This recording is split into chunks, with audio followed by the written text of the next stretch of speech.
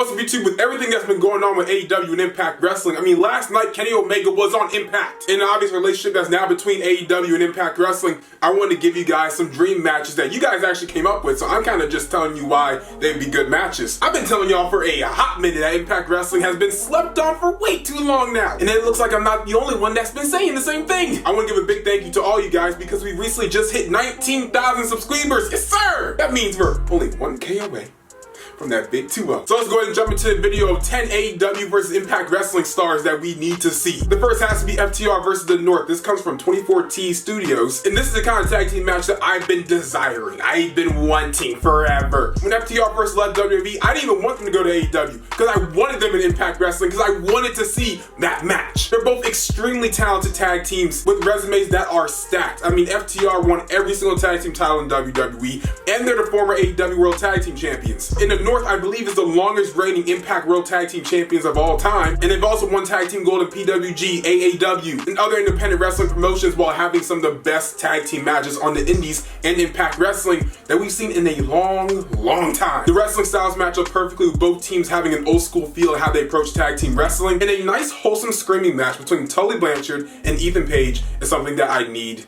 to watch. Yeah. Next we have Dianna Perazzo versus Thunder Rosa. This comes from Platinum Saki, the coolest sock puppet in the world.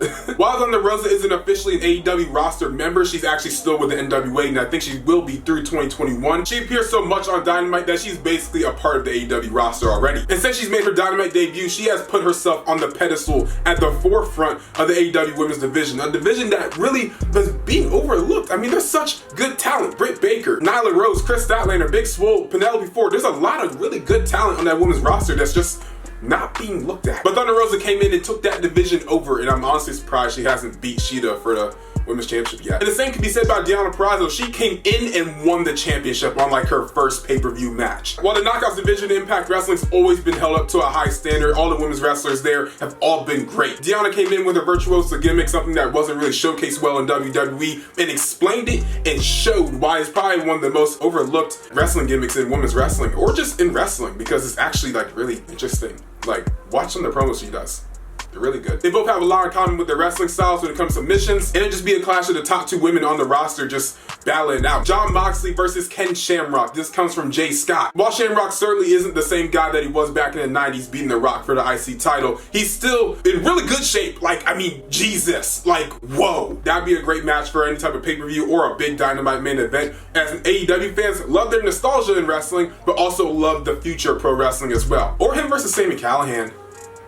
I'm down for that too. The promos would be cool.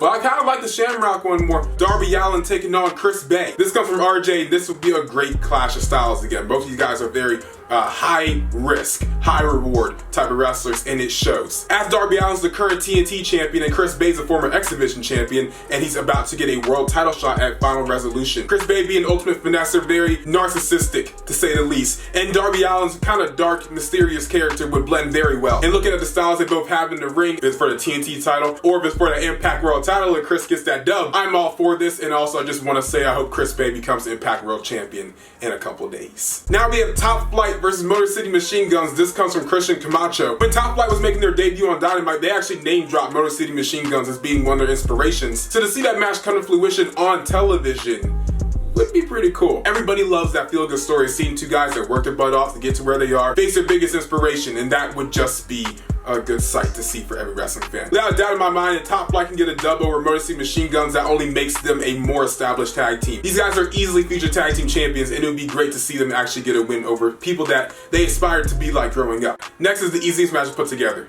It's the tag team champions of AEW and of Impact, and they also kind of know each other a little bit. It's the Good Brothers versus Young Bucks. Pretty much everybody said this match. I mean, the story tells itself. Do I really need to explain it further? They're both part of Bullet Club, or were in Bullet Club. They both were that tag team in Bullet Club. Their resumes stack through the roof. Gallows and Anderson won the IWGP Heavyweight Tag Team titles. They won the Raw Tag Team Championship. They are the Impact Tag Team Champions. They also won a Saudi Arabia trophy that says they're the best tag team in the world. So, it's official. And the Young Bucks have won every single tag team title ever that's not WWE or actually Impact.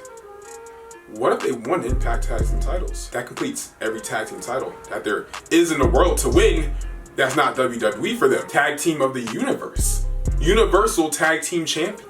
Hornswoggle versus Marco Stunt is something that you guys wrote that came from the Wrestling Kid. Wait, another WLC match. I mean, I know like Marco's not actually like that short, but like a WLC match, part 2. Think of like a mini Jim Ross and Tony Schiavone. That sounds so offensive and also so entertaining all at once. I want to throw in a couple matches that I want to see as well. So one of them has to be Jordynne Grace versus Nyla Rose. The battle of like the big women in AEW and Impact Wrestling would be sick because they're not just like big powerhouses. I mean, they can move in that ring, bro. They're both former women's champions for a reason. Let the beast out the cage and let them kill each other. That would be so sick. Next, we need a giant Ultimate X match, right? But combine the best flippity-doo people in one giant match. I'm talking about Rey Fenix. I'm talking about Sammy Guevara, Chris Bay, Ace Austin, Mark Quinn from Private Party. Throw Top Flight back in there. Jungle Boy. Have to put Luchasaurus. Obviously throw Rahit in there because he's a champion. And just for the laugh,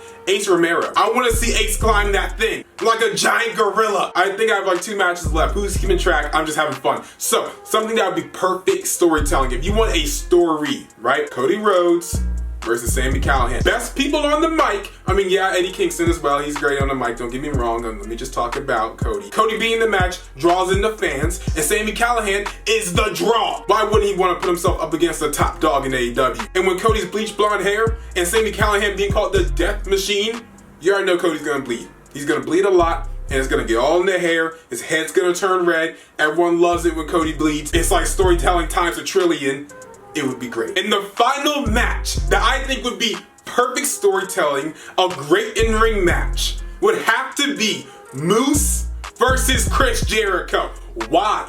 Why, Malcolm? Why would you want that? That's a weird matchup. Let me tell you why. Everybody absolutely loved Chris Jericho and MJF when they did the dinner stuff, right? The musical. It was amazing. It was hilarious. If you found something wrong with that, dude, just enjoy life a little bit. Like, it was hilarious and you know it. Moose has been the entertainer of Impact Wrestling. That whole TNA World title run, even though the TNA title isn't a thing, and it came in from some third world country for like $500, he has been putting on vignette after vignette after vignette that have been killing Impact Wrestling television. Killing in a good way, like actually doing well. It actually is entertaining to watch. That comedic but also serious sense that Moose has would blend perfectly with Chris Jericho, with the Inner Circle. Moose has never actually been a world champion. Chris Jericho is a multi-time world champion in many promotions. So Moose can say how he's the world champion and Jericho can try to tell him how to be a world champion. They can baby that TNA world title. It would not just be hilarious, but when it gets intense and when it gets serious, both these guys perform very well. And they will put on segments,